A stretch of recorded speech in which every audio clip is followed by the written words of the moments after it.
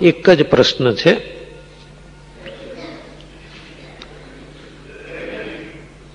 શ્રીજી મહારાજે વાત કરી કે ભગવાનના ધામમાં જયારે ભક્ત જાય ત્યારે ત્યાં સ્વામી સેવકપણાનો ભેદ રહે છે. તો ભગવાન સ્વતંત્ર છે એવો એ ભક્ત પણ સ્વતંત્ર થાય, કાળ કર્મ માયાના આવરણથી રહિત થાય, પછી સ્વામી અને સેવકપણું કેવી રીતે રહે છે? એ પ્રશ્નનો જવાબ મહારાજ પોતે જ આપે છે.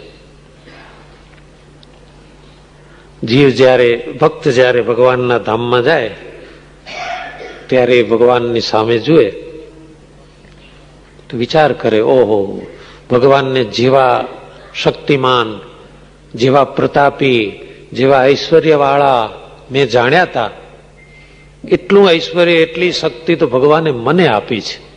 અને ભગવાન તો અનંત છે, અપાર છે. જેમ મીઠા જળનો સમુદ્ર ભર્યો હોય એમાંથી મનુષ્ય, પશુ, પંખી જેટલું ભાવે એટલું જળ પીએ, પણ સમુદ્રનું પાણી ઓછું થતું નથી. એમ અનંત લક્ષાવધિ ભક્તો ભગવાન થકી ઐશ્વર્ય પામ્યા, શક્તિ પામ્યા, પ્રતાપ પામ્યા, પણ ભગવાનમાં એ અનંત ઐશ્વર્ય, અનંત પ્રતાપ, અનંત શક્તિ અપરંપાર છે. આવી રીતે ભક્ત સમજે છે. એટલે બ્રહ્મરૂપ થવા છતાં પણ ભગવાનનો દ્રઢ દાસ થઈ અને ભગવાનના ધામમાં રહે છે. એટલે ભગવાન અને મુક્ત વચ્ચે સ્વામી અને સેવકપણું કાયમ રહે છે.